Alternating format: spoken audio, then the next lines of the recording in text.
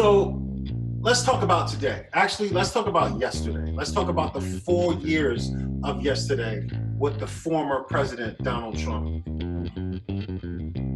We got to call a thing a thing. Over the last 4 years, white supremacy racism was in full effect. And Trump let us know from the beginning. He said, Mexican rapists. We will build a great wall along the southern border. And Mexico will pay for the wall. I declare, I'm not going to pay for that fucking wall. He said, let's ban the Muslims. He said, shithole countries. People at Charlottesville were invoking his name. What does today represent to you? This represents a turning point for the people of this country. We are determined to take our country back. We're going to fulfill the promises of Donald Trump. That's what we believed in. That's why we voted for Donald Trump, because he said he's going to take our country back. It has been real. It has been intense. And no one should be surprised. If you grew up around or in New York City, you know Donald Trump. He's been a celebrity for 30 years. You remember the Exonerated Five, formerly the Central Park Five. Matter of fact, shout out to those brothers, Kevin Richardson, Raymond Santana, Yusef Salaam, Antron McCrae, and Corey Wise. I'm gonna actually put a link in the description, because if you haven't seen the Ken Burns documentary, please watch that. I know on Netflix they still have the 5-part miniseries or 4-part miniseries by Ava DuVernay. And I believe there's also a video that Oprah did having the men together with Ava, and it's heart-wrenching. As a black man, seeing what these brothers had to go through for nothing. For nothing.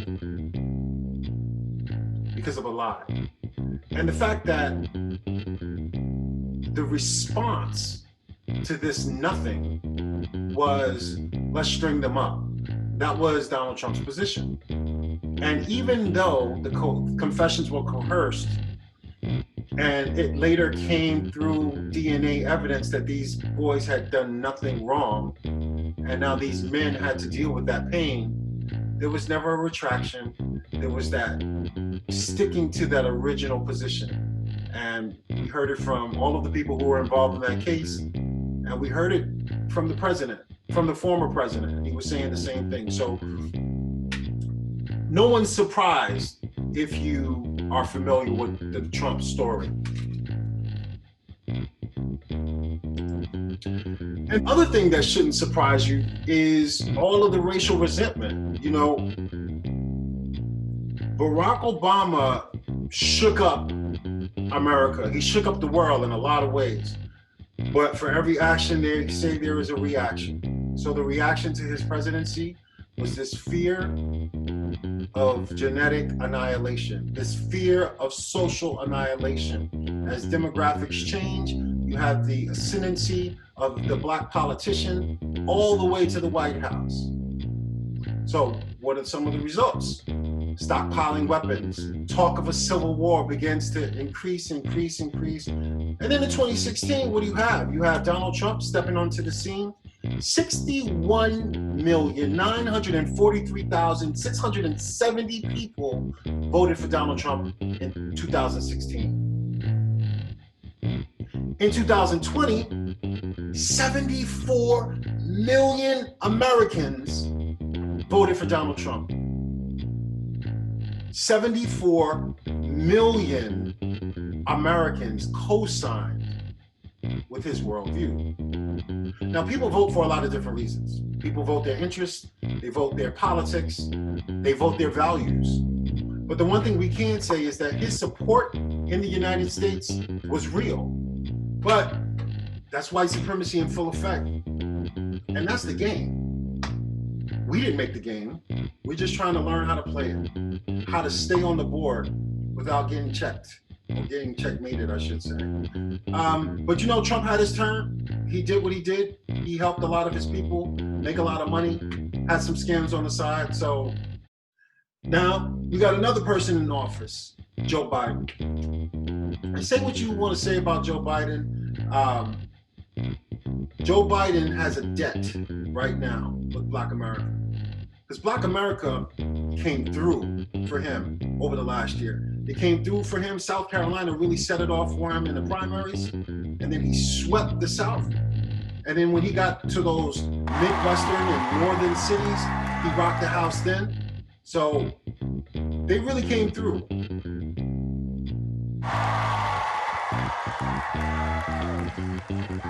My buddy Jim Clyburn, you brought me back.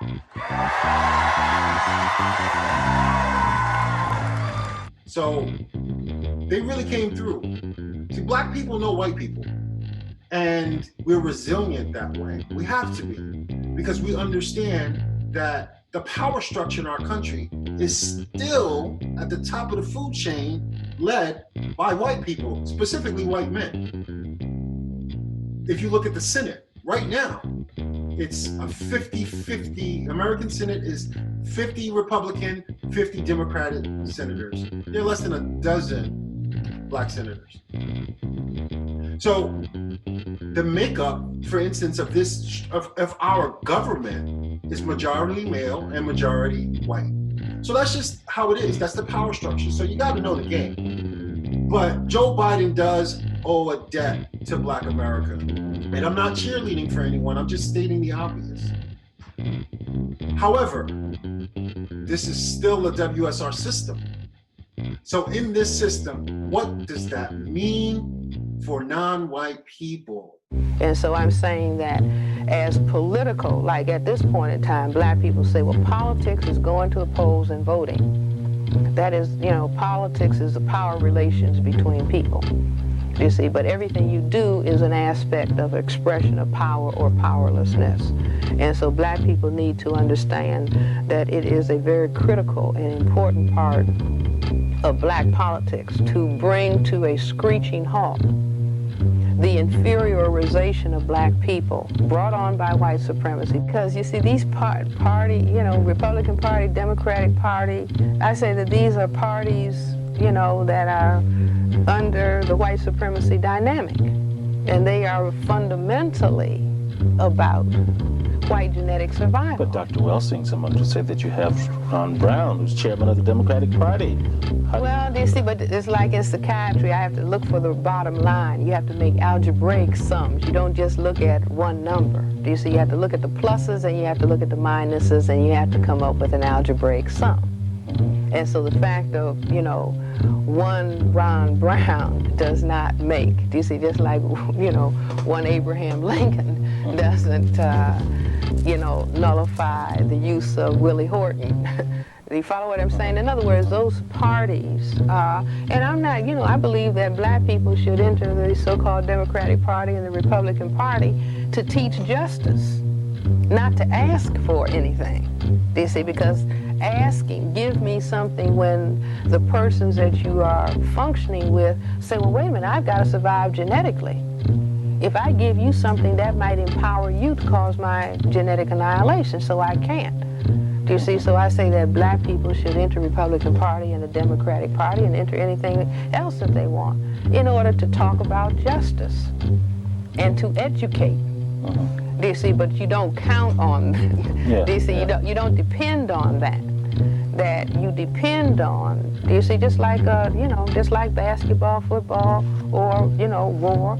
You have to have tactics and strategy for, do you see, your survival. And ultimately, what I'm talking about is bring justice to the planet Earth. Do you see? The vast majority of the people on the planet are non-white people. And it's an abomination that all of those people should be in a state of poverty and uneducated and not highly developed. And so it's about bringing justice to the planet so we can have peace.